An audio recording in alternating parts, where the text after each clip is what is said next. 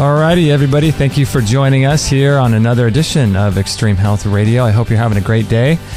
Wherever you find yourself today, I hope life is treating you well. We are currently broadcasting worldwide from Southern California, and it's another day in paradise here. It looks like it's a nice, sunny, warm day. And we're doing shows about 3 days a week on Monday, Wednesday, Friday. And if you would like to follow us on Facebook, feel free to do so at extremehealthradio.com/Facebook. And for reference, today is Thursday, March 14th, 2013. And this is episode number 73. So you can find the show at extremehealthradio.com/73 if you're looking for the show notes or any of the reference materials that Aajonus mentions on today's call. So check that show page out. And if you have any questions for me, you can always just email them to me, Justin at extremehealthradio.com. I'd love to hear from you. And if you have a question for our guest, you can always call them into our voicemail line, which is 949-391-7363, and I'll play your message to our guest on the air. And this show is brought to you by Amazon.com. If you're ever making a purchase on Amazon, that's a great way to support our work and to make sure our website stays free. It doesn't matter what you buy on Amazon. You could buy a bike, some clothes, anything.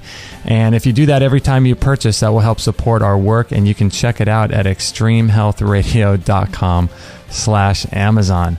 And we have a wide array of guests coming up. Today we have Aajonus Vonderplanitz, but we also have on Monday, we're going to go flip to the other side and have Mimi Kirk on, a raw vegan. Her website is youngonrawfood.com, and she's going to be talking about her diet and all kinds of things about health. And she's about 74 and looking pretty good. And then we have on Wednesday, March 20th, Tamara St. John, who overcame cancer.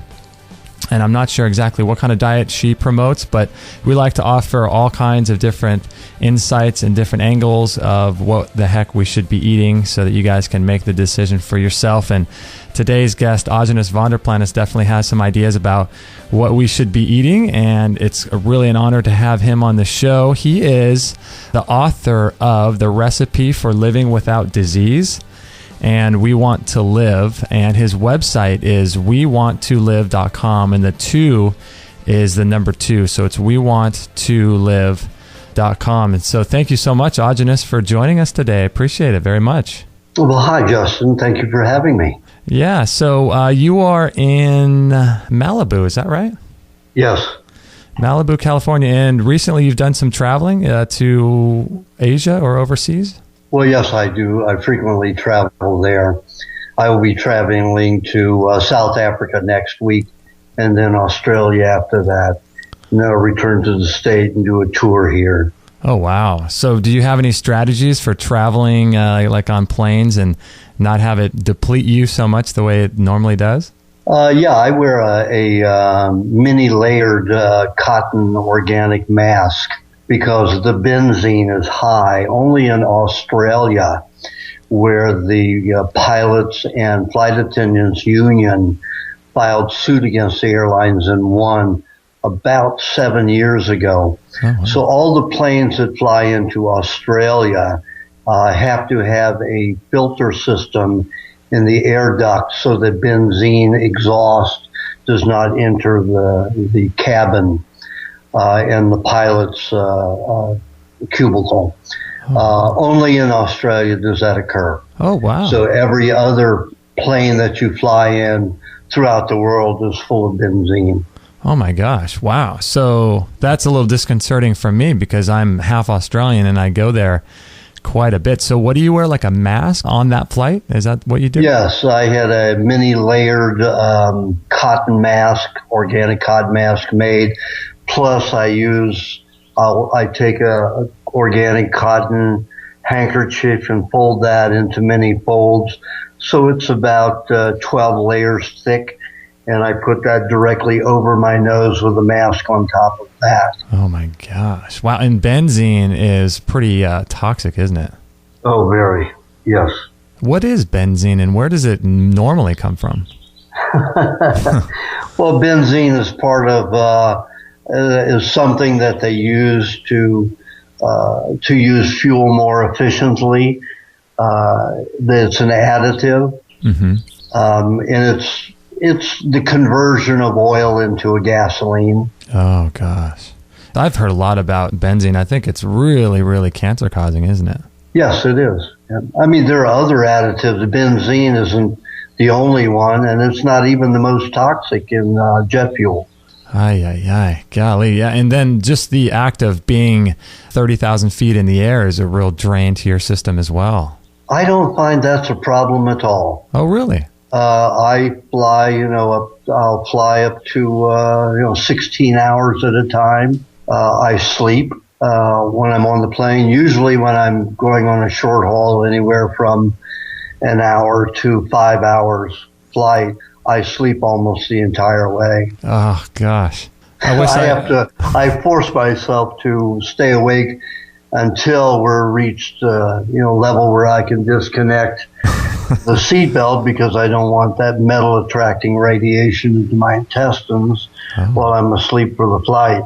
Oh, wow. That's interesting. You're like my brother. He can sleep on the takeoff and the landing, and I can't sleep at all on planes. It's crazy. Well, I feel sorry for you. Oh, man. Wow. Yeah, I never have jet lag, even if I'm going, halfway around the world. It's interesting you said that about the seatbelt, because I guess all metal would be an attractor, because I've heard of that, like with metal coils and springs underneath your bed at night. But I guess the same would be true if you had that metal on your waist during a flight. Right over your solar plexus. Not a good thing. So what happens? The energy gets drawn to that somehow? Yes. Well, metal attracts. It's an antenna. And your body, along with it, even adds more of an absorption. Like if you take a connection and an antenna, and you touch that antenna, you'll get much better reception, almost 2 to 3 times better reception. Oh, wow. So if you have that on your stomach and your body, it's a great vehicle for attracting radio waves. Now, do you do anything like with the grounding technology? Do you do any of that kind of stuff? You mean in my home? Yeah, you know how they have those products for your house, like the sheets and the things like that? No, I don't, but I keep, I have a EMF meter, several of them. One very expensive from Germany, so I can detect all kinds of radiation waves and radio waves. So I make sure there's no hot spot anywhere in my house. Yeah, because that's a huge issue these days, especially with laptop computers and iPads and things like that, I'm sure. Yes, and I use a separate keyboard and separate mouse for my notebook, so I don't have to touch it, because I have an Acer. Acer works the best for me. It's outlasted any other computer, and I've had Sony BIOS, HPs, many kinds of laptops over the last 12 years. And the only one that's lasted me 3 times longer than others are the Acers. So I use an Acer, but like any other laptop, they have a very high electromagnetic field that is anywhere from 135 up to 200 milligauss. And anything over 3 milligauss alters the molecular structure of animal cells. Oh my gosh. You know what I just heard recently? I'm not sure if you caught the headline, but now they're going to be moving to all tablets. I'm not sure if they're laptops or iPads for children's textbooks. Did you hear about that? They're going to alter what? Well, they're going to be using iPads and things like that instead of textbooks in schools now. Well, I haven't heard that, but that would be very expensive. I don't know how they're going to accomplish that one without the government funding it, of course. And I wonder what the EMF radiation would do to the developing cells of a child. I wonder if that would be more damaging. Well, it does. The EMF fields, with the radiation combined from Wi-Fi, alters the molecular structure of the DNA, and then the DNA is retarded, does not function, so it'll cause severe brain damage, neurological damage, and physiological damage. Golly, kids were not starting them out right. All right, so I want to talk with you about a little bit about how you got into your diet, because it's so fascinating, and I feel like we got kind of off on a tangent to start the show. My fault. But I wanted to ask you, so you had some real health challenges all growing up, all during your childhood. You had intense health problems, and I think that's where your journey of health really began, right? Yes, it did. I was born into a pretty violent household. I had a brother who was still in diapers when I was born, so when I arrived home from the hospital, he was very upset by taking mother's attention away from him, in the snap of a finger, or the arrival from the hospital. So right. He was not happy with me, so he pretty much tortured me every day for 15 and a half years of my life. And he used to push me on anything that was rusty. My mother was a nurse, so she was terrified of tetanus, although I don't know if she ever saw a case of tetanus. She used to mention a tetanus experience. Don't know if it was direct with her or someone else told her, where a young man about 12 years old got tetanus and was unable to eat and died. A lot of these things that the medical profession promotes are all from the pharmaceutical propaganda voice. So a lot of these diseases are not really diseases at all. But anyway, I got 3 tetanus shots by the time I was 18 months old, and that caused me to be autistic. So it cut off the part of my brain that relates images to language. Okay. And sound to language. So it was very difficult for me to get through schools. By the time I reached 8 years old, I had learned to mimic language like a parrot, but I did it on sound waves. I heard, repeated sounds, which were considered words, but my mind couldn't understand what a word was or a concept was when it came to language. But I parroted, I cheated my way through schools. I always picked the smartest, most sensitive girl in the class to sit next to and copy her hieroglyphs. Right. And that's how I got through schools, basically. Except for math, I was an idiot savant there. You give me a math problem, I just write the answer without having to go through the formula to get it. Wow. So I got accused of cheating in math all the time because I would just write the answer and not the formula. But, they tested me in several different ways and found out. So then they thought I was a genius about everything, right. Which, I was not. I was an idiot. So by the time I reached 12 years old, I had developed peritonitis, perforated intestines, misdiagnosis, and appendicitis.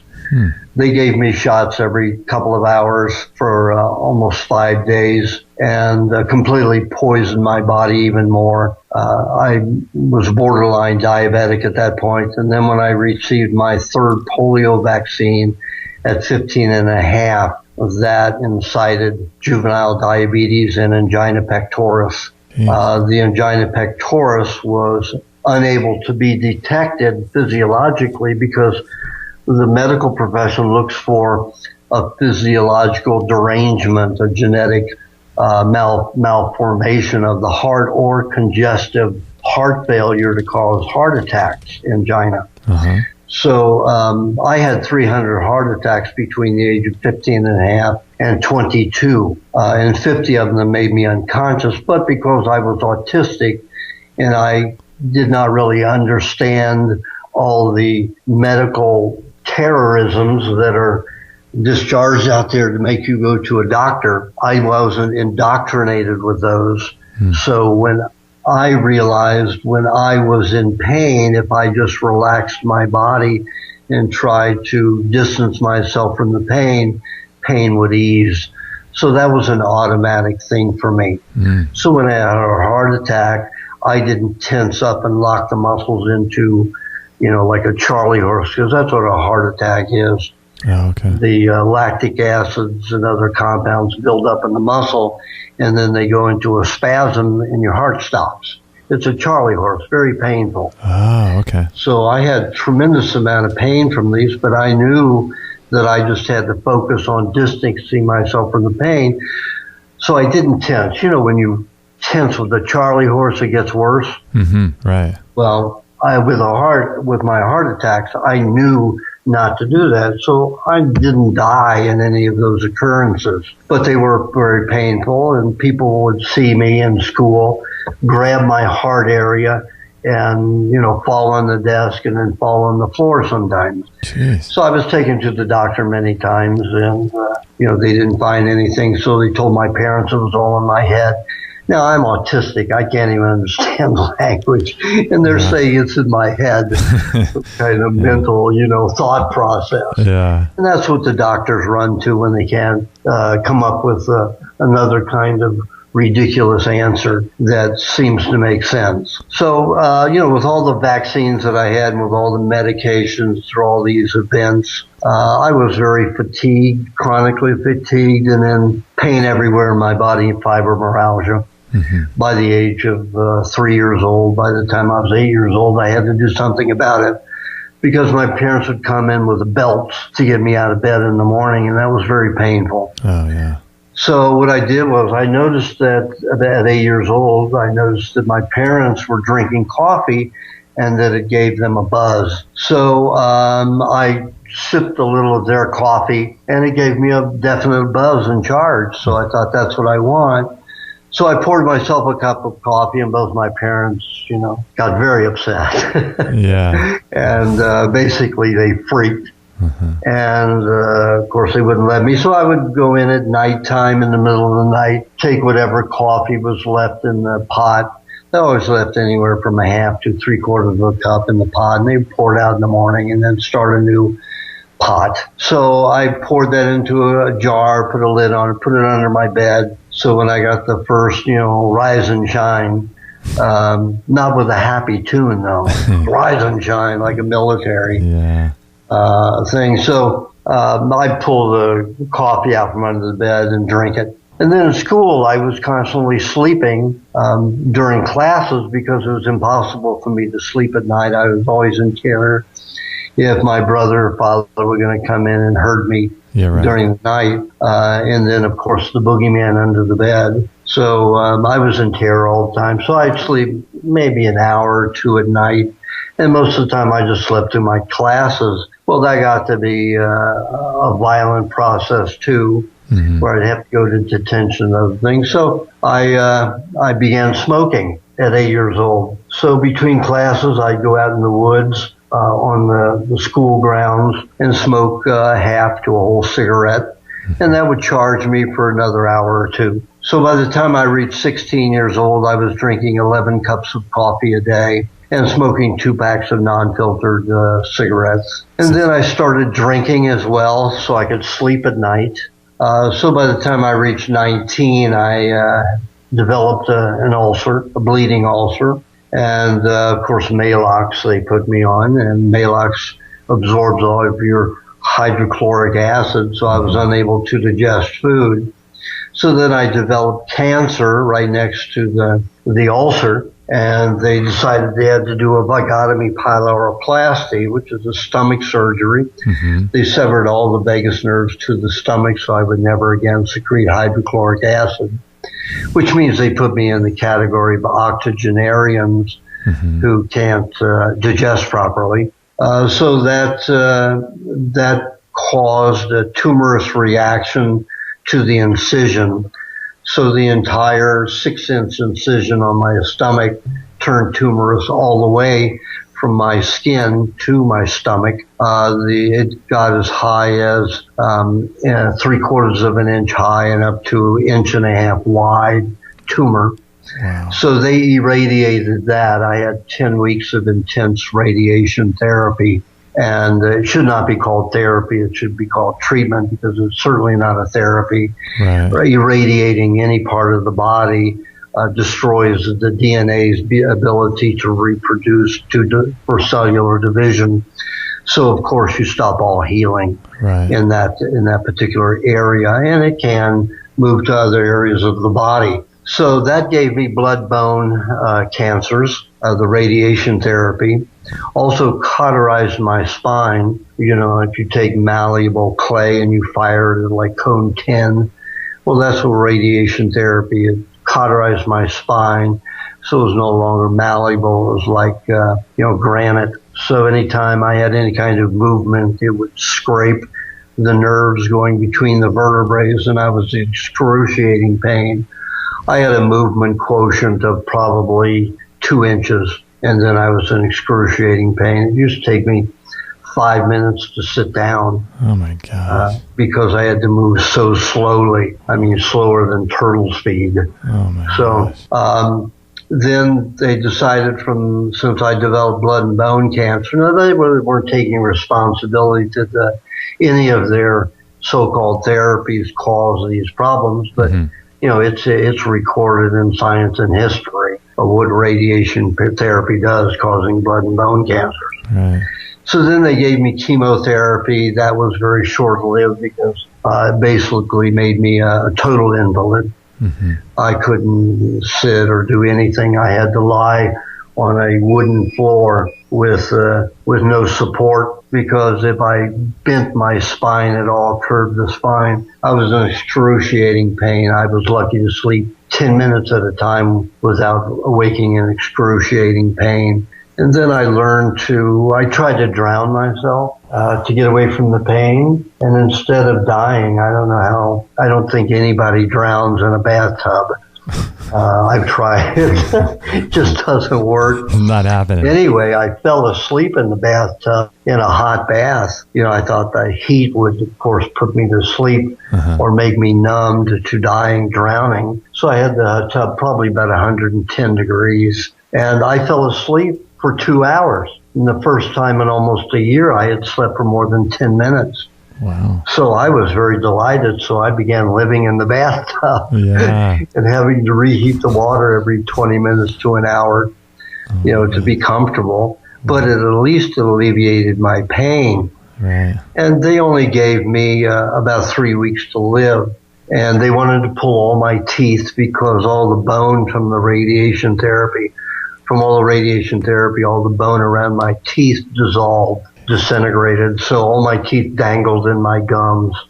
So if I bit on my own teeth, I would bleed profusely. I was getting up to 2 transfusions a week for that. So I wasn't able to chew anything. So I blended my foods, and my foods were basically powdered donuts with RC cola, a terrible diet. Oh, yeah. And lots of cereals with skim milk, we were taught. Yeah. So I'd blend those in a blender and drink those. I had some volunteers. I refused to go to a hospice and be with other people who were suffering because I was still autistic at that time. I was 20 years old, near 21st birthday, and I refused to go to the hospice. So I was going to stay in my little house. Now, I was autistic to an extent that I could write a computer program in about 2 hours. It could take people 6 months to a year to write. So I was farmed out by a particular school that I attended, a technical school, who knew that I had learning disorders and communication challenges. So they had somebody with me at all times. So they farmed me out to Carte Blanche Corporation, which at the time was the largest credit card company in the world, Time DC, which is the third largest trucking company in the world, and IBM. So I was making $80,000 a year as an idiot. And that was pretty good. So I had a small 2-bedroom house in Beverly Hills. And then I was unable to, by the time they got to chemotherapy, I was unable to work. I was unable to think. So I was just carrying myself around on the floor. All the furniture had to be removed in the house. I was crawling around on my elbows. I couldn't walk, couldn't sit, couldn't lie down on anything soft. And I was defecating, urinating, and vomiting all over myself. And I just go to a clean spot in the living dining room, because they were one in this house. This was about 35 feet long by about 20 feet wide. So I had plenty of surface to excrete my toxins from the chemotherapy and everything else. Aajonus, I'm sorry, we got to take a short break. This is just fascinating information, though, about your whole story of your health challenges. I mean, that's just nuts with cancer and everything else you're dealing with as a young child. But we got to take a short break. And then when we come back, we're going to find out what he did to overcome all of these health challenges and these crazy health issues he's had at such a young age. So make sure to visit his website. It is wewantTolive.com, and the 2 is the number 2. And we'll be right back after this short break with Aajonus Vonderplanitz. If you're like me, chances are you've tried lots of different whey protein powders and different protein powders on the market. The 2 I like are Sun Warrior Protein and One World Whey. One is vegan and one is not, but One World Whey, I love it. It's 100% raw and grass-fed, coming from Amish farmers with healthy cows. It's an incredible product. It's got about 25 grams of protein with each scoop, which is really, really high. It increases the glutathione levels in your body. It helps to eliminate heavy metals and toxins out of your body, as well as radioactive fallout from chemtrails. And it helps to decrease inflammation in the intestines, which helps with having healthy bowel movements. It builds lean muscle, and it's great for your skin and anti-aging. It increases your energy levels. It's really, really a great product. And it's not just for building muscle. It has so many benefits. And you can learn more about all the benefits of this incredible product at extremehealthradio.com/whey, WHEY, and it's put together by Synergistic Nutrition, and One World Whey is the product name. I highly recommend checking it out. If you are interested in buying it, please consider doing it through us. We'll get a little commission, and you will see what I'm talking about. You're going to be hooked and addicted to this stuff. So consider this product as part of your daily protocol. Maybe put it in your smoothies, and just, it's really, really a great product. So thanks for listening, and let's get back to this interview.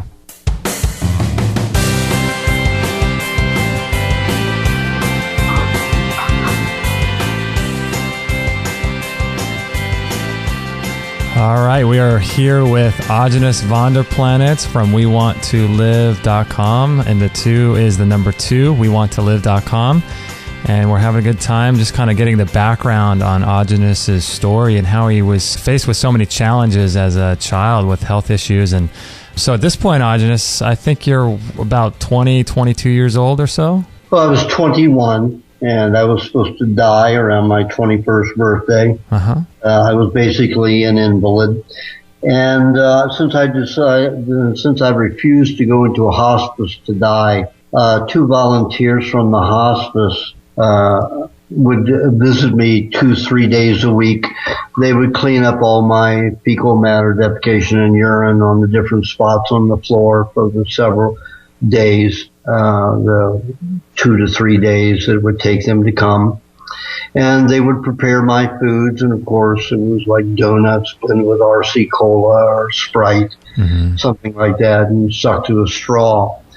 But one of the volunteers was an 18-year-old African-American boy who was a member of the Going Thing, which was a Ford hired group of young singers and musicians who sang, about the new Mach 1 that was out in that time in 1967, 68. And he was, I don't know, he grew up in Watson. I don't know where he got the education that raw milk and raw carrot juice and raw foods improved health. But he was a magnificent young fellow, and he brought raw milk and raw carrot juice for me, and I drank those in equal portions together.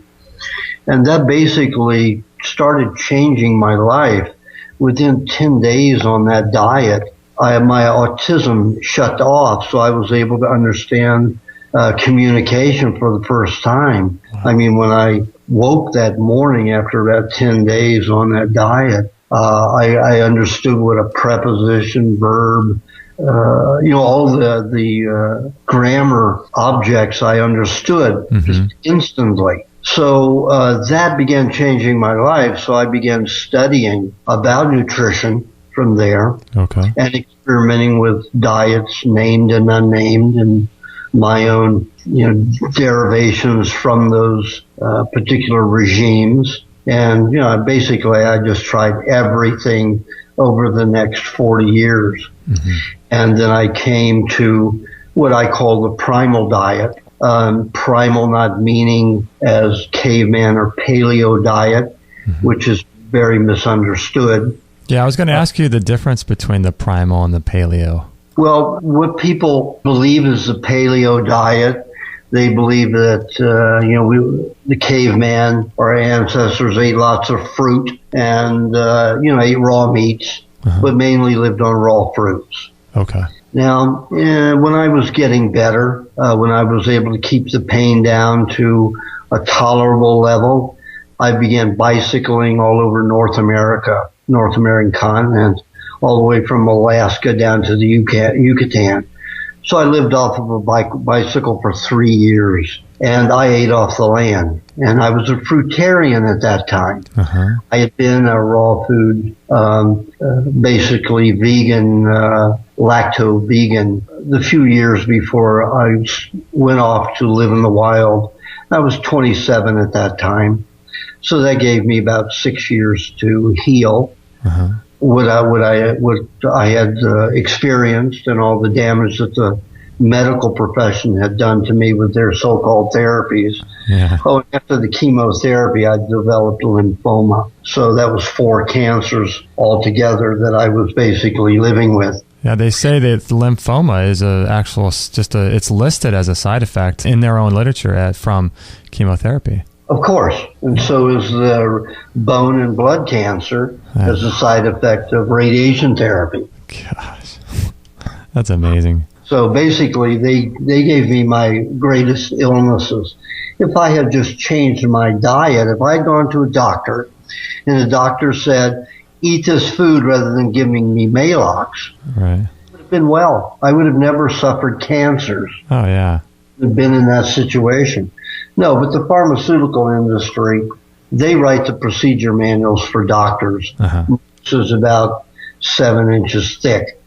And, there's very few times as the word heal occur in that manual, and that's basically with cuts and wounds. And the word cure really doesn't exist in their propaganda. So they give you so-called therapies that create more dependence and create more disease. So basically, they are in business to make you ill to make money. Oh, yeah. That's pretty common knowledge, to our listeners. I didn't realize that until I had experienced all of this. Yeah. I realized all of their quackery. Right. So, I basically, when I was traveling around on that bicycle, there's very little fruit, and it's only maybe 2-3 months out of the year, and you really have to search for fruit in the wild. It doesn't exist unless man cultivates it. Okay, unless they farm it. And things. And mostly the birds get it, birds and squirrels. So there's really basically very little fruit. Unless you're a bear in Alaska, they get lots of blueberries. Okay. Blueberries have a tendency to be very prolific in Alaska and in Canada, and the bears love the blueberries. It helps them gain tremendous amount of weight, and they will feast on blueberries for weeks at a time. So what if you're like that doesn't occur anywhere else in the world? So this whole idea that our primitive ancestors lived on mainly fruit is absurd.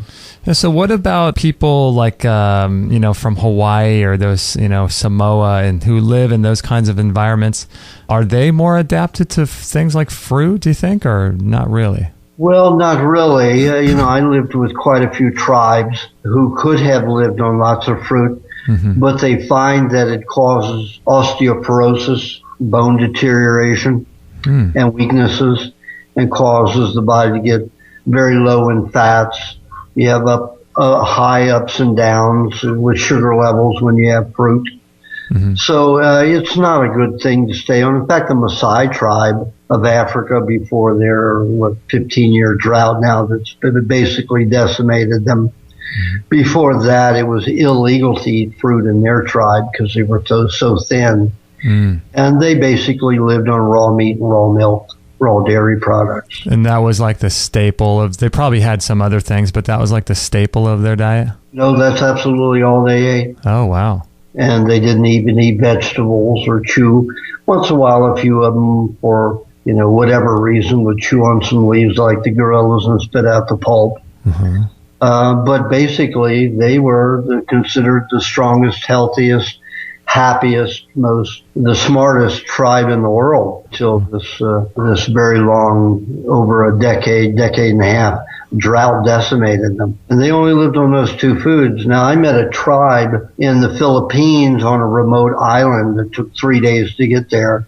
One day by a four-wheel drive, one day by boat, and one day by swimming to get there. And this tribe lives to averages about 138 years old, and they live on two foods: raw coconut meat and raw fish. Once in a while, they'll have, like, maybe a couple of times a month, they'll have an unripe mango or a banana. But that's it. Wouldn't you develop a food allergy if you just ate kind of two foods, on a regular basis? You didn't derive the nutrients from the food that you needed, and the food caused you imbalances. Okay. And when you're eating the proper foods for your body and gets all the nutrients you need from those few foods, you won't develop an allergy to them. I've been living basically on meat and coconut and dairy since 1976. Meat, coconut. So meats of all varieties? Yes. Coconut and dairy. Any kind of flesh food. Any kind of flesh food. Insects at times. Jeez, you're wild, man. That's great. Oh, that's great. No allergies. I used to have many allergies. And none. You know what, Aajonus? This would be a good time. I got to run another break. I want to have a longer segment at the end so we can kind of dive in more to your diet, because I have a ton of questions here. So let's run this break here real quick, and we'll be back. We're with Aajonus Vonderplanitz, and his website is wewanttolive.com, and the number 2, or the 2 is a number 2. So check out his website and also check out his books as well.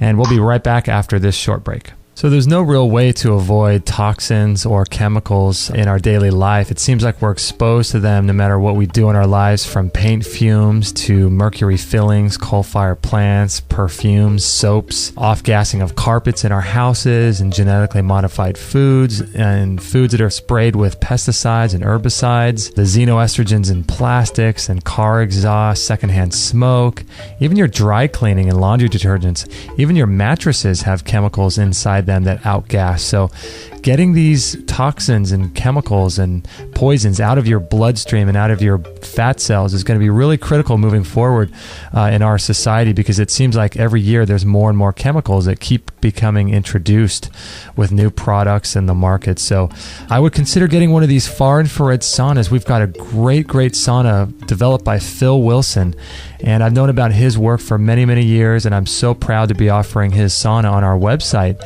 And he's been in this business since 1975. And this sauna is really great because it slows the aging process. It helps with weight loss and burning calories. I think you can burn like 600 calories in 15 or 20 minutes, and it helps to cleanse the skin.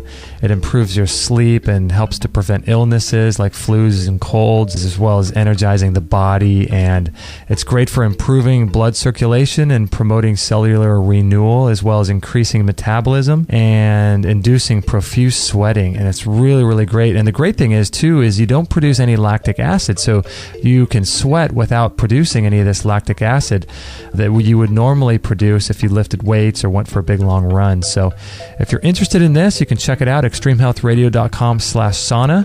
It's great because it sets up in about 2 to 5 minutes, and it's portable, and it's super easy to clean. It's got low electromagnetic field radiation coming off of it, and it produces energy and heat inside the sauna evenly. It's great machine. So if you're interested in sweating like this for only 15 minutes a day, it's great. It requires 0 preheating. It's got a 1-year warranty, and Phil Wilson is a great guy. We're so proud to be offering his saunas on our website. So if you're interested, check it out, extremehealthradio.com/sauna.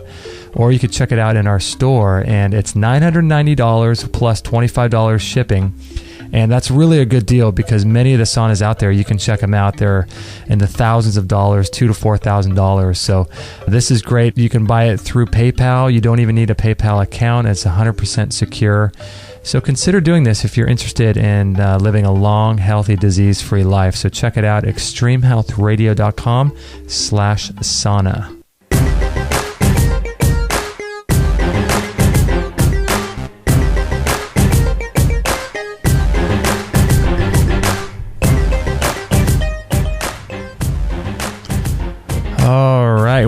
time here with Aajonus Vonderplanitz from WeWantToLive.com. And Aajonus, I wanted to ask you, I didn't want to let this interview go through all the way to the end without asking you, basically, if you could just lay out kind of the tenets of what the Primal diet really is.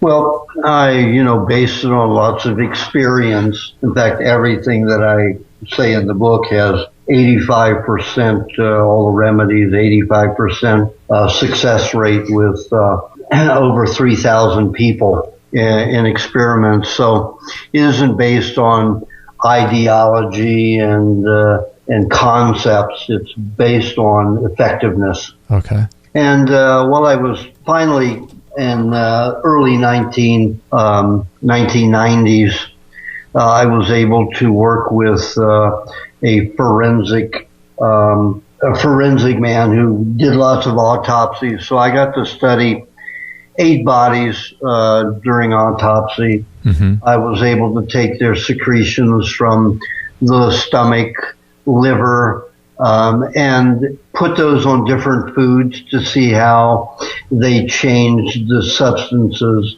to which they came in contact. And I had leafy vegetables, root vegetables, stalk vegetables, fruits, both acid, subacid, and alkaline fruits.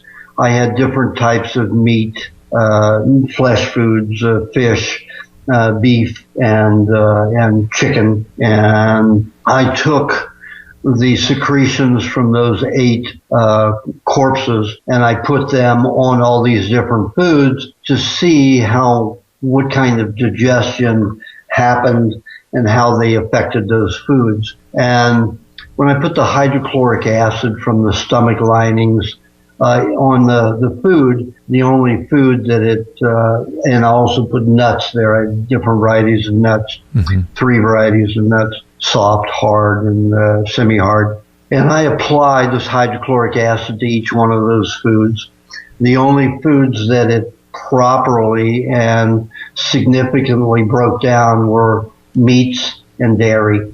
Then I applied bile from the gallbladder onto these different foods. The fats that it predominantly disassembled to reassemble, in other words, properly digest fats, were the dairy fats and the meat fats, all the different meats, whether it was from fish, fowl, or beef. And then I put the other normal secretions that exist in the bacteria that exist in the intestines on these different foods. And always only the foods that were properly digested and broken down were the animal products, the dairy and the meats. So that basically, I understood why the Maasai, the Samburu, Fulani, and different tribes all over the world just stick with animal products. So what happened about the fruits, or what happened to the fruits? It seems like fruit would be pretty digestible, even though it's high in sugar, but... Well, just remember, hydrochloric acid works on meats, proteins. But it didn't work very well on the nuts. It did maybe 2 to 3% breakdown of vegetation. So we're only getting maybe 2-3% of the protein and fats from any vegetable. Because you have to break down the cellulose first. And our hydrochloric acid isn't geared toward vegetation. In the fruits, there's hardly any fat or protein unless you're looking at coconut and maybe durian. Those are and avocado. Yeah, I was going to say avocados, yeah. Fruits that are concentrated. However, the bile, although it did work on, the coconut and the avocado, and a little bit on the nuts, not much. That bile didn't affect the nut oils very much at all. So for us to get a concentrated nutrition without having byproducts of that food not properly digested collect in our systems, in our digestive tracts and other areas, that will cause allergies. Animal food will never cause allergies as long as your digestion is normal. So what do you make of this whole craze going on with the ancestral diet? Do you think that certain types of people should eat certain types of food, or do you think that everyone should be eating or would do well with like a Primal style diet? I think that, well, everyone who gets beyond their first, if they have some kind of detoxification that coincides with adapting the Primal diet, if they get through that and stick with the diet, they find out that their so-called reactions are not to the diet, but to the chemicals that are already stored in their bodies. Now, all disease, in my understanding and in my experiments, are all caused by industrial chemicals. There's no disease created by so-called bacteria. Now, we have all kinds of bacteria for disassembling food, for reassembling food, for dividing cells. 99.9% of all functions in the body are bacterial. We have 260 bacterial genes to every one human gene. So we're not even 0.01% human. We are bacteria. So the bacteria theory is anti-health. Mm-hmm. And that's the approach that the medical profession takes. And that's now these so-called bacteria that do damage are not really doing damage. They're eating dead tissue in the body. They recycle what they can and then discard the waste. Okay. So those are janitorial bacteria. They don't cause disease. They are the result and the cure of disease. Mm-hmm. Disease is always industrial chemical. And you create 32 chemicals just by cooking food. Yeah, I was going to ask you about that. There's a lot of carcinogenic effects that happen with cooking, isn't there? Correct. The three main identified carcinogens formed from cooking are acrylamides, which are cooked carbohydrates, lipid peroxides, which are cooked fats, mm-hmm. and lipid amino acids, which what do they call them? I can't remember the name at the moment, but it's toxins formed from cooking proteins. Okay. Now I got to ask you this question because I know a lot of people are going to be thinking this right now. Okay, so if you were to cook some food, there's obviously many different ways to cook, and some people will do like a searing on the outside of meat just to kill some of the bacteria or whatever, and then eat it mostly raw. What are some of the less harmful ways to cook food if someone were going to do that? Well, of course, searing it would be the best if you're going to look at cooking. The longer you cook something in the hotter temperatures, of course, the more damage is going to be done. Okay. People ask me, well, how much damage can be done, 2 or 3 seconds of searing? I said, put your hand for 2 or 3 seconds on a skillet that hot and see what damage is done.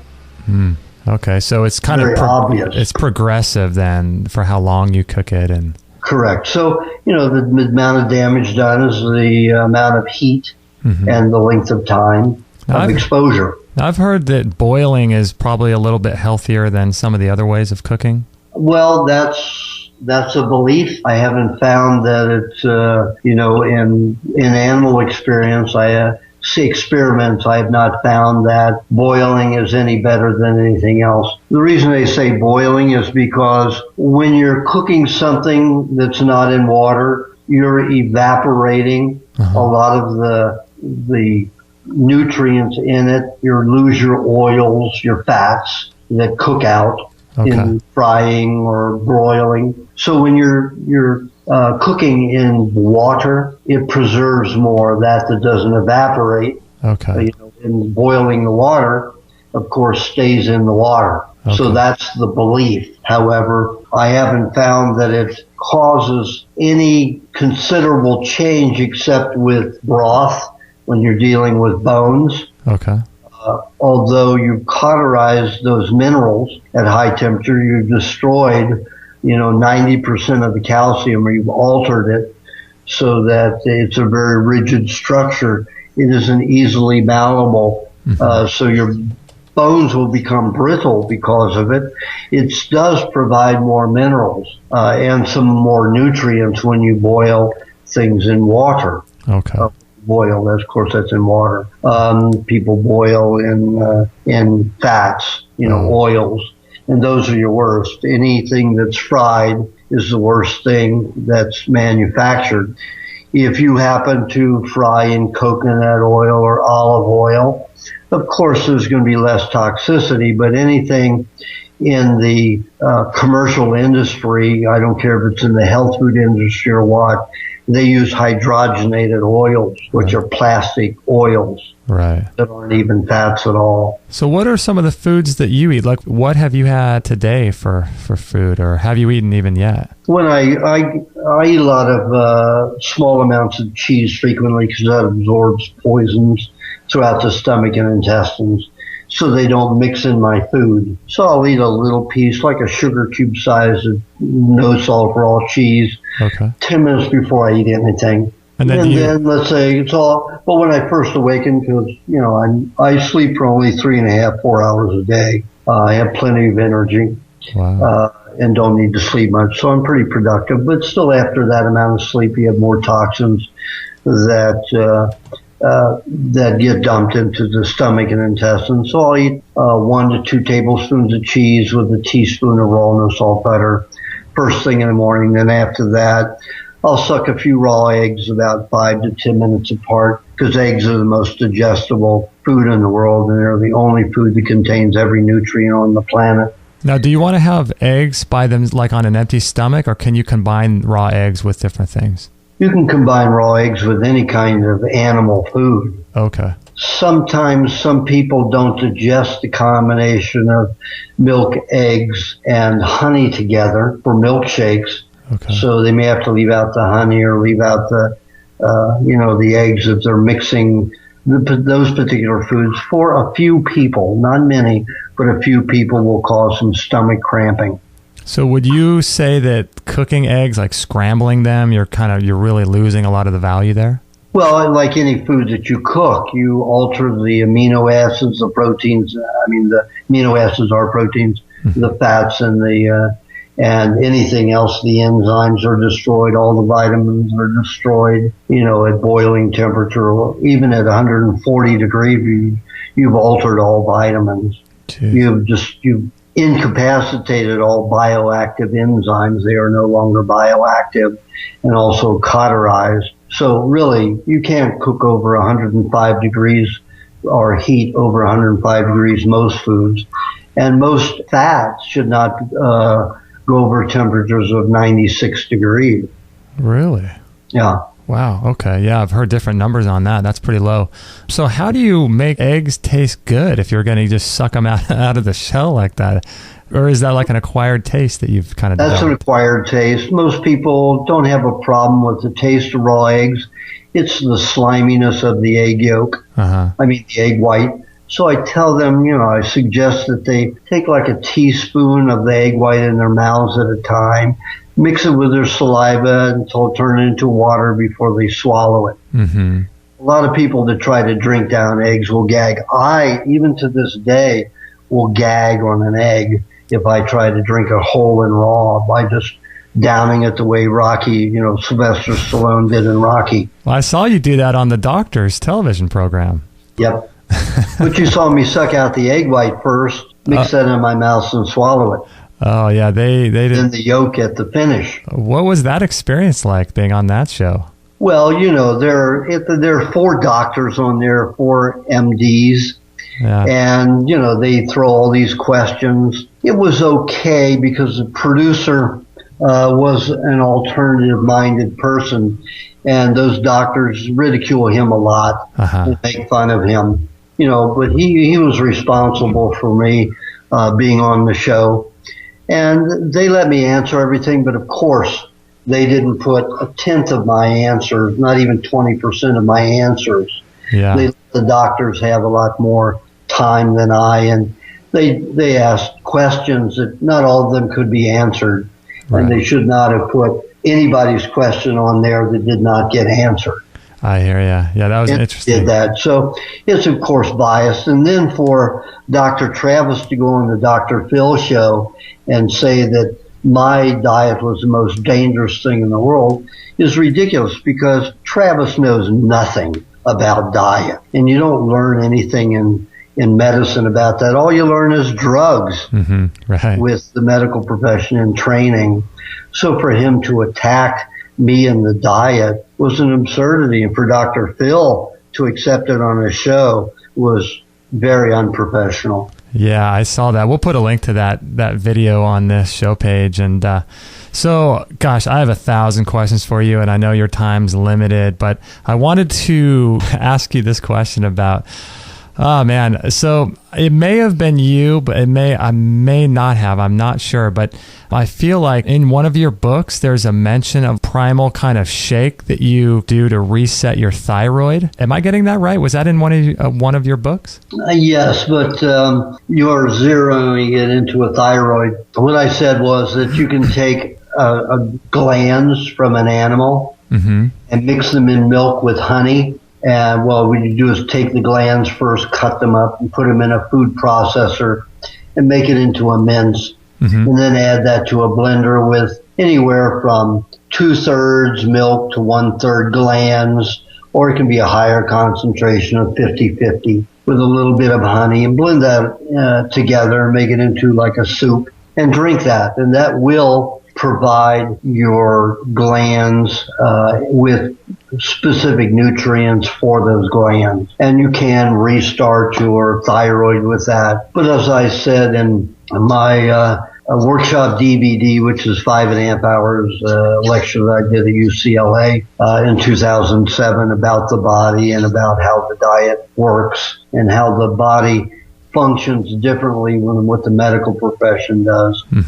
But in that, I tell that the glands are for emergency purposes only. Since everybody's eating cooked damaged foods and lots of chemicals in their commercially produced foods, no matter what they are, there are chemicals in them, up to 60,000 chemicals.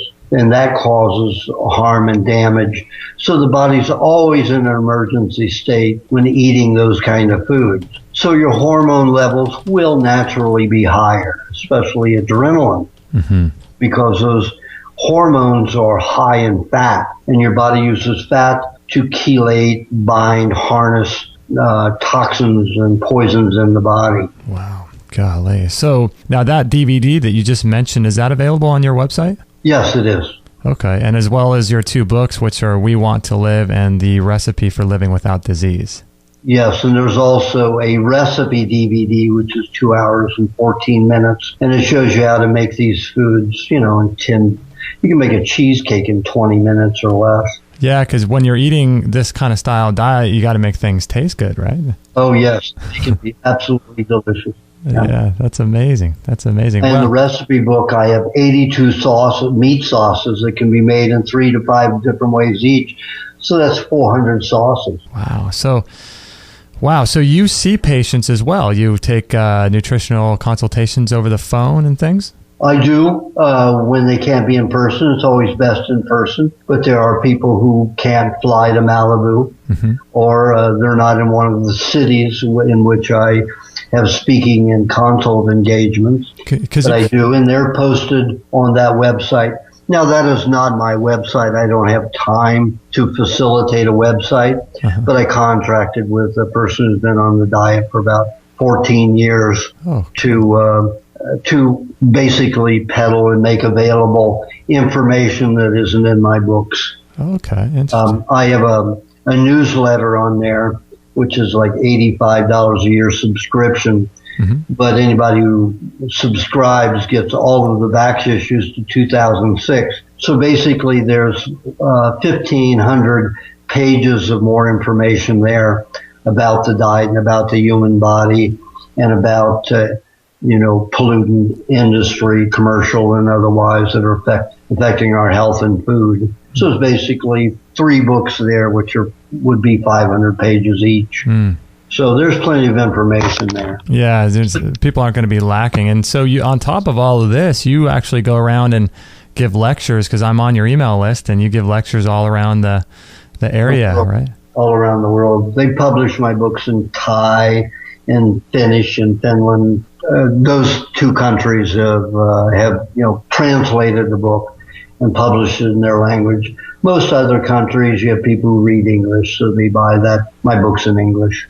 Wow. I feel like we just barely scratched the surface because I have still tons of questions for you. So we'll have to stay in touch. And so thank you, Aajonus, for being on the show today. I appreciate it so much. Thank you for having me, Justin. Yeah, no problem. Wow. What did you think about that interview with Aajonus Vonderplanitz with the Primal Diet? Wasn't that just...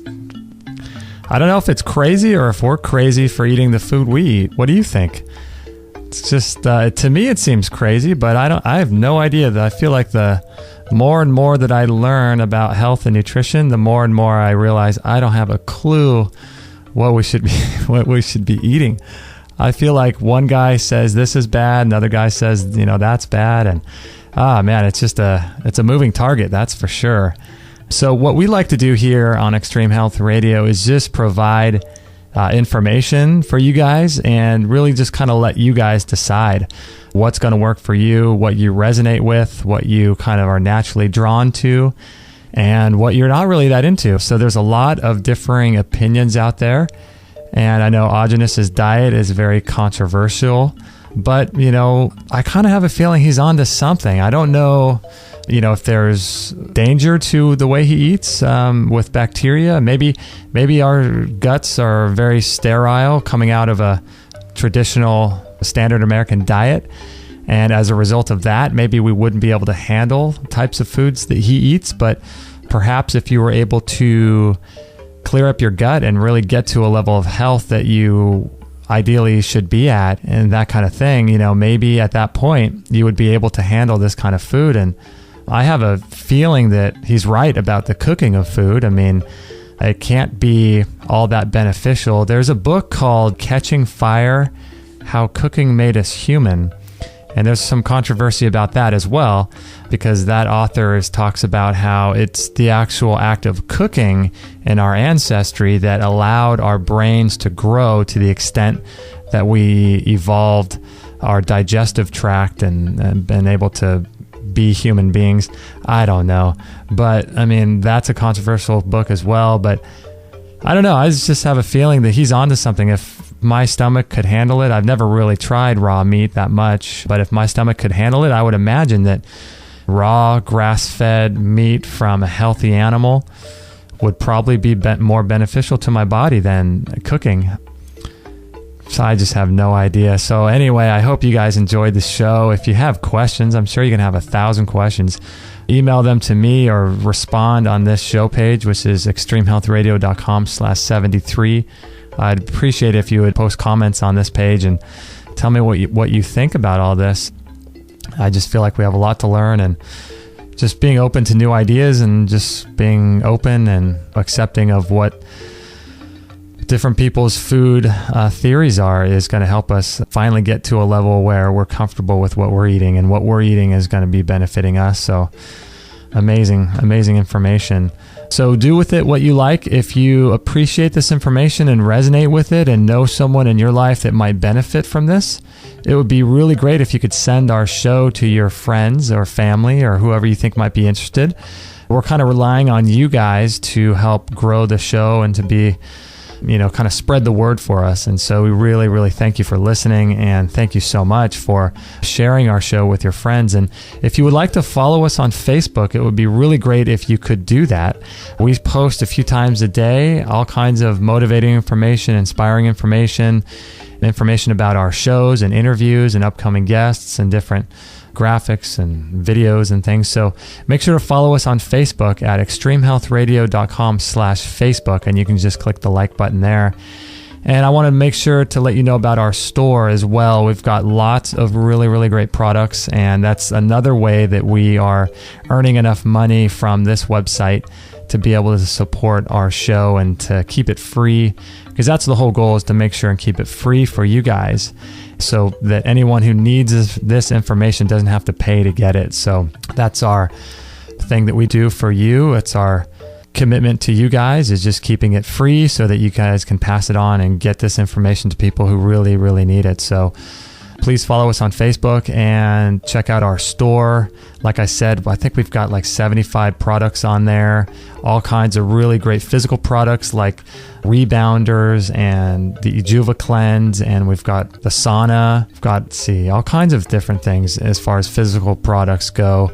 And then we've got digital products as well, like how-to programs for how to ferment food, and really great pregnancy courses and workout programs and all kinds of cool stuff. So check out our store if you're ever interested.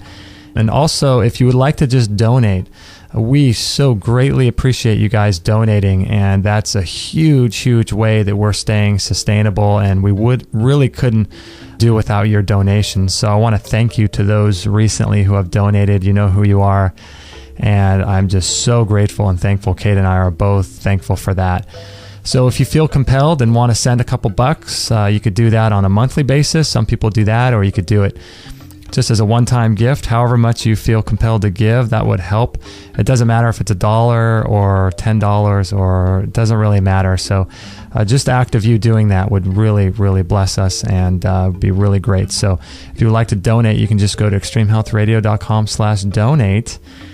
And those are all some ways to help us grow and to spread the word. And another way to help us would be also to write a review on iTunes. That would be really grateful we would be really grateful because we're getting a lot of new listeners from iTunes, and that helps to bring us higher up in the rankings on iTunes. So if you would like to write a review of our show, we would greatly appreciate it. You can just do that at extremehealthradio.com/iTunes. Or I think you actually have to be within the iTunes application itself and signed in to do that. But we would be really, really grateful for that. And again, if there's anything that you would like from me or questions for me or any way that I could help you, please just let me know. Justin at extremehealthradio.com, and I would love to help you out. It does take me a little bit of time to get back to people. We're starting to get many, many, many emails per day, but it's my goal to get back to everybody. It may take me a little bit of time, but please forgive me for that. And I would love to help you out in any way I possibly can. And I think it's time for me to go make my smoothie. I'm not going to be putting any organ meats in my smoothie today. I'm going to be having like a green smoothie, I think. So it's time to go make my breakfast smoothie here. So thank you again for